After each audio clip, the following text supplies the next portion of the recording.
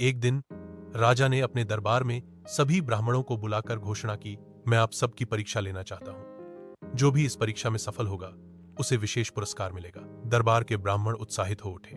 हर किसी को राजसी इनाम की उम्मीद थी, लेकिन राजा की परीक्षा का तरीका बहुत विचित्र था।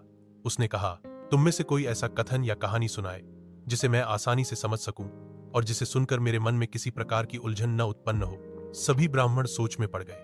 कुछ गूढ़ शास्त्रों के उद्धरण लाने लगे तो कुछ कठिन तर्क प्रस्तुत करने लगे।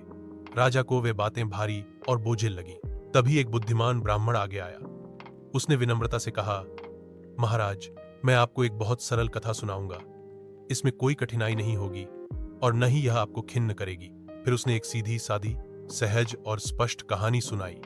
कहानी में न तो उलझे हुए प्रसंग थे और न ही पेचीदा शब्द। राजा ने ध्यान से सुना और उसे तुरंत समझ गया।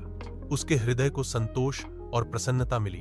इसके बाद ब्राह्मण ने कहा, महाराज, यह कथा हमें यही सिखाती है कि बल और अधिकार का प्रयोग कभी व्यर्थ या अनुचित रूप से नहीं करना चाहिए। सही मार्ग वही है जिसमें विवेक और संयम का सहारा लिया जाए। राजा को यह सुनकर आत्मबोध हुआ। उसने स्वीकार किया कि अपनी आलस्य और लापरवाही के कारण वह अपने राज्य की भलाई की अनदेखी कर रहा था।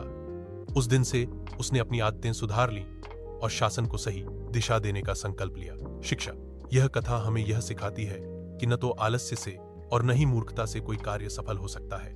सच्चा विवेक वही है जिसमें निर्णय सोच समझकर और दूरदृष्टि से लिए जाएं।